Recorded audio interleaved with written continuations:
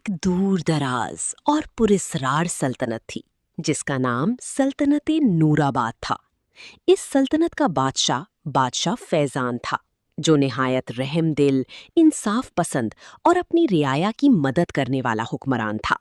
پورا ملک اس کی محبت اور عدل کی وجہ سے خوشحال تھا۔ بادشاہ فیضان کا ایک ہی بیٹا تھا جس کا نام شہزادہ آریان تھا۔ آریان بہادر، ذہین اور اپنے والد کی طرح دل کا نرم تھا۔ رعایا اسے بہت پسند کرتی تھی، لیکن ایک دن اچانک بادشاہ فیروز ایک پراسرار بیماری میں مبتلا ہو گیا۔ پورے ملک کے حکیم بلائے گئے مگر کوئی علاج سمجھ نہ سکا۔ شہزادہ سلطان بہت پریشان ہو گیا۔ آخر ایک بوڑھے حکیم نے بتایا، اس بیماری کا علاج صرف پہاڑوں کے پیچھے چھپی ہوئی جادوئی جڑی بوٹی ہے، مگر وہاں تک پہنچنا آسان نہیں۔ یہ سن کر شہزادہ سلطان نے فیصلہ کیا کہ وہ خود یہ جڑی بوٹی لائے گا۔ جنگل بہت گھنا، پراسرار اور خطرناک تھا۔ کافی دیر تلاش کے بعد اچانک اسے ایک چمکتا ہوا سفید ہرن نظر آیا۔ وہ ہرن عام نہیں تھا، اس کی آنکھوں میں ایک عجیب سی روشنی تھی۔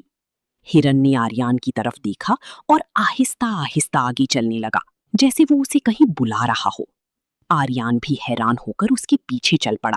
ہرن اسے جنگل کے ایسے حصے میں لے آیا جہاں ایک بڑی، اندھیری اور پراسرار غار تھی۔ غار کے اندر سے ہلکی سی روشنی آ رہی تھی۔ جب آریان اندر گیا تو اس نے دیکھا کہ وہاں ایک خوبصورت شہزادی قید ہے جس کے ہاتھ جادوئی زنجیروں میں بندھے ہوئے تھے۔ شہزادی نے خوفزدہ آواز میں بتایا، مجھے ایک ظالم جادوگر نے یہاں قید کر رکھا ہے۔ یہ ہرن میری روح کا محافظ ہے جو مدد کے لیے کسی نیک دل انسان کو یہاں لاتا ہے۔ شہزادہ نے بہادری سے شہزادی کو آزاد کیا اور ہرن کی رہنمائی میں باہر نکل آیا۔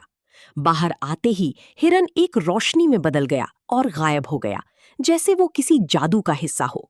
شہزادی نے بتایا کہ وہ بھی ایک سلطنت مہتاب کی وارث ہے اور اسے جادوگر نے اس جنگل میں قید کر دیا تھا۔ شہزادہ آریان نے شہزادی سے وعدہ کیا کہ وہ اسے اس کے گھر واپس پہنچائے گا اور اپنے والد کے لیے جڑی بوٹی بھی لے کر جائے گا۔ دونوں نے مل کر جنگل میں تلاش شروع کی اور آخر کار انہیں وہ نایاب جڑی بوٹی سبز حیات مل گئی۔ شہزادہ آریان فوراً محل واپس آیا، جڑی بوٹی دی اور بادشاہ فیضان صحت یاب ہونے لگا۔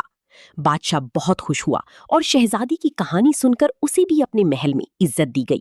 یوں شہزادہ آریان کی بہادری نے نہ صرف اپنے والد کی جان بچائی بلکہ ایک قید شہزادی کو بھی آزاد کر دیا، اور سلطنت نورآباد میں خوشیوں کا نیا دور شروع ہو گیا۔